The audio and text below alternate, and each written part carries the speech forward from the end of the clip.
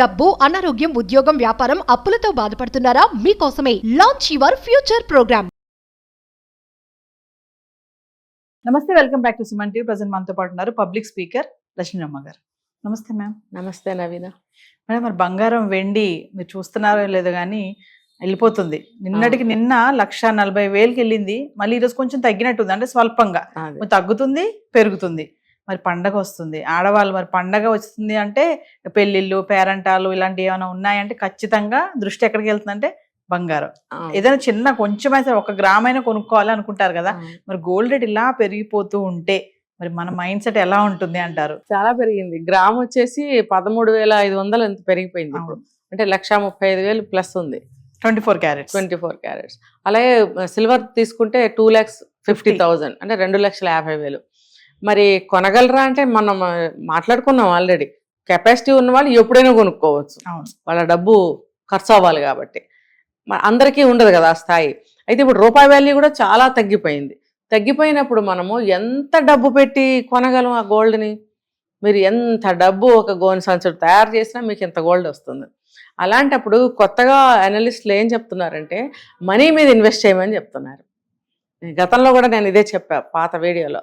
ఇప్పుడు మీరు ఎంత గోనె సంచులు డబ్బు పట్టుకెళ్ళినా ఇంత బంగారం వస్తుంది, ఇంత సిల్వర్ వచ్చింది అనుకో, ఏం చేసుకుంటారు మీరు దాన్ని? ఇంత బంగారంతో మీకు ఏదైనా ఒక ఆర్నమెంట్ వస్తుందా? మీ దగ్గర 1,00,000 రూపాయలు ఉంది అని అనుకుని వెళ్తే 2 రింగ్స్ కూడా రావు మీకు. ఒకవేళ వస్తే రావచ్చు. మరి అది ఇంటికి వచ్చిన తర్వాత ఇంత డబ్బు పట్టుకెళ్ళాం, ఇంతంత రింగ్సే వచ్చినాయి అని మీరు బాధపడతారు. లేడీస్కి ఖచ్చితంగా అసంతృప్తి అనేది ఉంటుంది. మనం తక్కువ డబ్బు పట్టుకెళ్ళాలి, ఎక్కువ బంగారం తెచ్చుకోవాలి. నాకు కూడా అలాగే అనిపిస్తుంది. ఎందుకంటే మనం మాట్లాడుకున్నాం, ఆడవాళ్ళ మనస్తత్వం అక్కడ వరకే ఉంటుంది. అందుకనే ఏం చేయాలంటే వాళ్ళకి కొన్ని అనుభవాలను ఇవ్వాలి. ఇగో ఇలా చేస్తే ఇలా జరుగుతుంది, ఇలా ఉంటుంది అనే ఒక ఎక్స్పీరియన్స్ చూపించగలగాలి. తర్వాత వాళ్ళకి కొత్త విషయాల్ని ఎలా చేస్తే మనకి మంచి జరుగుతుంది అనేది పరిచయం చేయాలి, విషయ పరిజ్ఞానాన్ని ఇవ్వాలి అనేది చెప్తున్నాను నేను. ఆ విషయం పట్ల నాలెడ్జ్ని కనుక ఇచ్చినట్టయితే ఆడవాళ్ళు ఇలా ఎంత పెరిగినా సరే బంగారం కానీ వెండి కానీ కొందాము అని ఎవరైతే అనుకుంటూ ఉంటారో ఆడవాళ్ళు దాన్ని విరమించుకుంటారు. ఇప్పుడు మనకు అందుబాటులో లేని దానికి మనకి ఎందుకు లేని ఊరుకుంటాం చాలా విషయాలు. మరి ఇప్పుడు బంగారం వెండి కూడా అందుబాటులో లేదు, ఊరుకుంటున్నారా? మీరు చెప్పారు కొంచెమైనా సరే కొనుక్కోవాలని వెళ్తారు, పండగ వస్తుంది, వస్తుంది వస్తుంది అంటే ఆ మనస్తత్వం అనేది మారాలి అసలు. ఫస్ట్ ఆఫ్ ఆల్ ఈ డబ్బుకి ఏం చేస్తే మనం లాభపడతామని ఎప్పటికప్పుడు ఆలోచించగలగాలి. కాబట్టి ఇప్పుడు నా దగ్గర 50,000 ఉంది, నేను పరిగెట్టుకెళ్ళి 1 రింగు తెచ్చుకుందాం అనుకుంటే అవివేకం అది. ఆ 50,000 నువ్వు దేని మీద ఇన్వెస్ట్ చేసావంటే నీకు లాభాలు వచ్చే ఛాన్సెస్ ఉన్నాయి. ఎందుకంటే డబ్బులు బంగారమే కదా కొనుక్కుంటున్నాం, 50,000 పెట్టి, అది ఎప్పటికైనా అవసరం అవుతుంది. అవును, కానీ మనం చెప్పుకున్నాం అది పెరిగిన శాతం ఎక్కువ, తగ్గిన శాతం తక్కువ అని ముందే చెప్పుకున్నాం మనం. అలాంటప్పుడు మీరు ఎంత డబ్బు తీసుకెళ్ళి ఎంత బంగారం అని తెస్తారు? ఒక అమ్మాయి పెళ్ళి వచ్చింది, మీరు 4 తులాలు కొనాలంటే కూడా మీరు కొనలేరు. దీనికి కూడా నేను చెప్పా, మీ దగ్గర ఏదైనా బంగారం ఉంటే అది పెట్టుకోండి, కొత్త బంగారం కొనకండి. ఆ విడతగా ఆ డబ్బుని వాళ్ళ పేరు మీద ఏదన్నా విధంగా ఇన్వెస్ట్మెంట్ చేసి ఆ బాండ్స్ అనేవి ఇవ్వండి అని నేను చెప్తున్నా. ఫిక్స్డ్ డిపాజిట్లు కూడా ఇప్పుడు ప్రస్తుతం అంత ఎక్కువ ఇదిగా లేదు వడ్డీ రేట్లు. కాబట్టి ఏదైనా ఫండ్స్లో మీరు ఇన్వెస్ట్ చేసుకోవచ్చు. మనీని ఆ రకంగా చేసుకుంటే మనీ పెరుగుతూ ఉంటుంది. నెక్స్ట్ కమింగ్ డేస్ మనీకి చాలా వాల్యూ రాబోతుంది.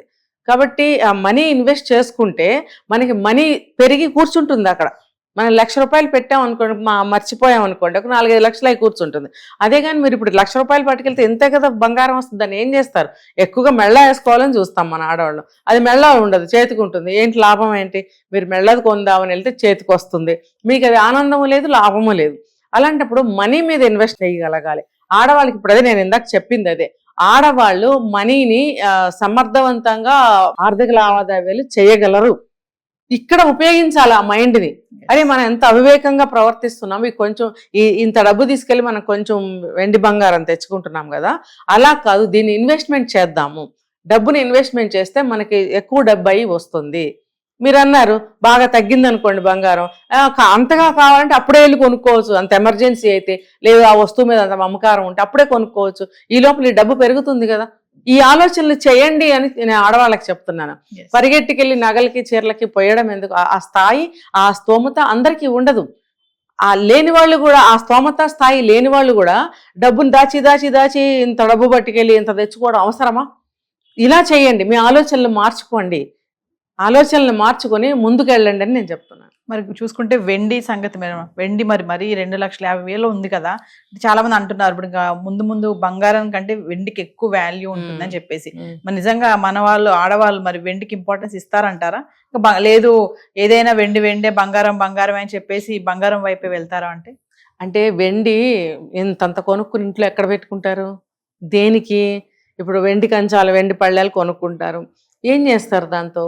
భోజనం చేస్తారు. రోజు భోజనం చేసి రోజు కడిగి పెట్టుకోవాలంటే తలకాయ నొప్పి. మీరు కంచాలు అనగానే నాకు ఒకటి గుర్తొచ్చింది మేడం. రీసెంట్ గానో ఇలాగే వెండి గురించి మాట్లాడుకుంటుంటే ఒక ఆయన అన్నారు అనమాట ఇట్లానే, ఒక అబ్బాయి ఏమన్నాడంటే, వెండి ప్లేట్స్ కొనుక్కొని రోజు వెండి ప్లేట్లో తినాలి, రేటు బాగా పెరిగింది, క్లాస్గా లగ్జరీగా ఉంటుంది అని చెప్పేసి అన్నారు. అది ఊహలు చాలా అందంగా ఉంటాయి, ఊహల్లోనే బతికేస్తారు చాలా మంది. అదే నేను చెప్పేది, అనుభవానికి తీసుకురావాలి ప్రతిదాన్ని. అది ఒక అనుభవాన్ని చూపించాలని అంటుంటా నేను. ఒక అనుభవాన్ని మనం పొందాలి, లేకపోతే అనుభవాన్ని కూడా ఊహించగలగాలి. రోజు వెండి కంచాలు మీరు తిని కడుక్కోవాలంటే కడుక్కోలేరు. అది రోజు తీయపెట్ట అది నల్లగా అయిపోయి కూర్చుంటుంది. దాన్ని తెల్లగా ఎలా చేయాలో అర్థం కాదు కదా. మళ్ళీ దాన్ని ఎక్కడ దాయాలి? ఇంట్లో దాయాలంటే దొంగలు పోయి, లాకర్లో దాయాలంటే లాకర్ దొరకదు. ఒకవేళ లాకర్ దొరికినా ప్రస్తుతం రోజుల్లో బ్యాంకులో కూడా దొంగలు పడుతున్నారు. ఈ ప్రెషర్ అన్నమాట వెండి. అంటే మీరు బంగారం అయితే అది వేరు, వెండి అనేది విస్తరించుకునేంత కనిపిస్తుంది. గ్లాస్ అయినా, ప్లేట్ అయినా, ఏదైనా కాలు పట్టీలో అంటే ఓకే, మనం వెండి నగలైతే అంతగా పెట్టుకోం. కాబట్టి వెండితో ఏం చేసినా వస్తు రూపంలో పెద్దగా కనిపిస్తాయి. దేవుడికి ఉపయోగించే ఆ సామాగ్రి అయినా, గ్లాసులైనా, ప్లేట్లైనా, గిన్నెలైనా ఏదైనా ఇంతంత కనిపిస్తాయి. అవన్నీ వాటిని మీరు మెయింటైన్ చేయగలరా? అసలు తర్వాత తెచ్చింట్లో పెట్టుకున్నంత వరకు దాని ఆనందం, తర్వాత మీరు దాన్ని మెయింటైన్ చేయలేరు. అంటే మెయింటైన్ చేయడం కోసం కానీ ఇన్వెస్ట్మెంట్ కోసం అన్నా కూడా ఎక్కడ దాస్తారు మీరు అంత వెండిని? వెండి మీద అంత అంటే మామూలుగా ఇళ్లలో మనం మాట్లాడుకోవాలంటే వెండి మీద అంత ఇన్వెస్ట్ చేయాల్సిన అవసరం లేదు. కానీ బ్యాంకులో మీరు సిల్వర్ మీద ఇన్వెస్ట్మెంట్ చేయాలి అంటే చేసుకోండి. అదే నేను చెప్తుంది. ఇంకొక విధంగా మీరు ఆలోచించండి, ముందుకు వెళ్ళండి అని చెప్తున్నా. ఆలోచన ఇక్కడే ఆపద్దు. వెండి కొందాం, బంగారం కొందాం, ఇంట్లో దాచేసుకుందాం, ఈ మైండ్ సెట్లో నుంచి బయటకు రావాలి. సరే, నువ్వు కొన్నావు, వెండి కొన్నావు, బంగారం కొన్నావు, ఎలా కొని ఎలా ఇన్వెస్ట్మెంట్ చేయాలనేది తెలుసుకోండి. ఆడవాళ్ళకి ఆ విషయాలను పరిచయం చేయడానికి ప్రయత్నించండి. కొంతమంది చేస్తున్నారు, అందరూ తెలుసుకోవడానికి ముందుకు రావట్లేదు. ఎక్కడో కొంతమంది లేడీస్ తెలుసుకుంటున్నారు, వాళ్ళు బాగానే ఉన్నారు. అయితే ప్రతి ఒక్కళ్ళు ఇలా ఎగబడకుండా ప్రతిదానికి దాన్ని ఇంకో విధంగా ఎలా ఇన్వెస్ట్ చేయొచ్చు. ఇప్పుడు సిల్వర్ మీద ఇన్వెస్ట్ చేయొచ్చు అంటే కొనుక్కొచ్చి ఇంట్లో పెట్టుకోవడం కాదు. బ్యాంక్లోనే సిస్టమ్స్ ఎన్నో వచ్చాయి, అందుబాటులో ఉన్నాయి.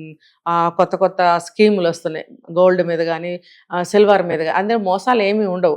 ఒక మంచి బ్యాంకుకి వెళ్ళారంటే మీరు గోల్డ్ మీద కానీ సిల్వర్ మీద కానీ ఇన్వెస్ట్మెంట్ ఎలా చేయొచ్చు అని అడిగారంటే వాళ్ళు చెప్తారు. ఆ విధంగా మీరు ఇన్వెస్ట్మెంట్ చేశారంటే పెరిగితే పెరగనివ్వండి, తగ్గితే తగ్గనివ్వండి. ఏ రోజునైతే మీరు తీసుకోవాలనుకుంటున్నారో ఆ రోజుకి పెరిగే ఉంటుంది కానీ తగ్గైతే ఉండదు. ఒకవేళ తగ్గినా సరే మీరు తేరు కదా, అక్కడే చూస్తూ ఉంటారు.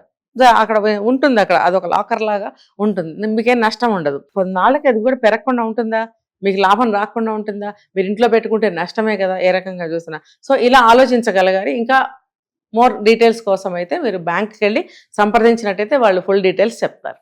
Thank you ma'am.